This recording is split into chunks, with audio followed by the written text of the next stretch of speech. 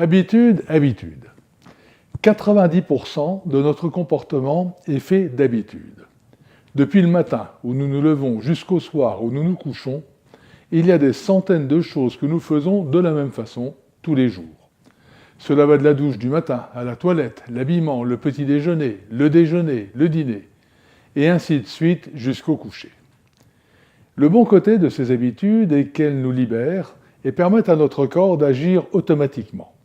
C'est la raison pour laquelle on peut parler en conduisant et planifier sa journée tout en prenant sa douche. Le mauvais côté, par contre, c'est lorsqu'on se laisse porter par des modes inconscients du comportement que nos possibilités de développement soient annihilées et nos chances de succès limitées. Bonnes ou mauvaises, les habitudes conduisent toujours à des résultats. Bons, grâce aux bonnes habitudes, mauvais à cause des mauvaises habitudes. La meilleure façon de s'améliorer est donc de remplacer de mauvaises habitudes par de bonnes habitudes. Or, créer une nouvelle habitude n'est pas une chose aisée. Vous le savez, pour l'avoir vécu.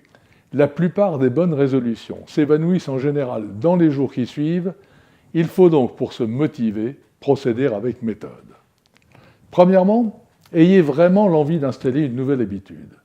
C'est une vérité de la palisse, mais c'est le fondement de la motivation et de sa durée dans le temps. Deuxièmement, écrivez.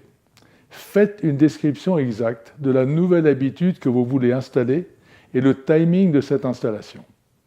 Troisièmement, dressez l'inventaire des obstacles que vous allez rencontrer. Ils ne viennent pas forcément de gens ou de choses qui vous sont hostiles, mais peuvent venir de proches qui ne voient pas les choses comme vous. Il faudra donc trouver des alliés pour y parvenir.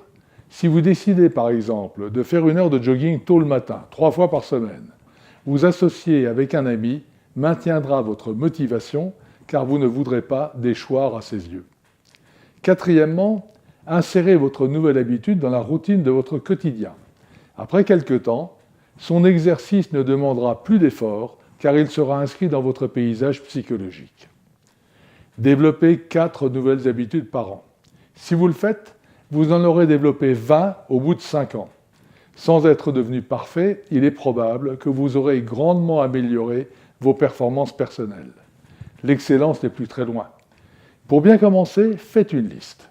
Je procrastine systématiquement, je suis toujours en retard pour tout, je regarde n'importe quoi le soir devant la télé, je suis toujours scotché à Facebook, je suis irascible, etc., etc. Décidez ensuite quelle mauvaise habitude vous allez éradiquer et par quoi vous allez la remplacer.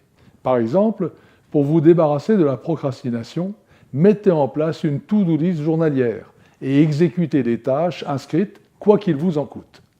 Une seule règle, le 0 exception. Pour installer une habitude, 21 à 70 jours sont nécessaires et suffisants selon les personnes. Mais cette règle ne souffre aucune exception. C'est comme arrêter de fumer. Celui qui, pendant la période de sevrage, se laisse aller à une petite cigarette, juste pour un plaisir fugace, recommencera immédiatement à fumer. À bientôt.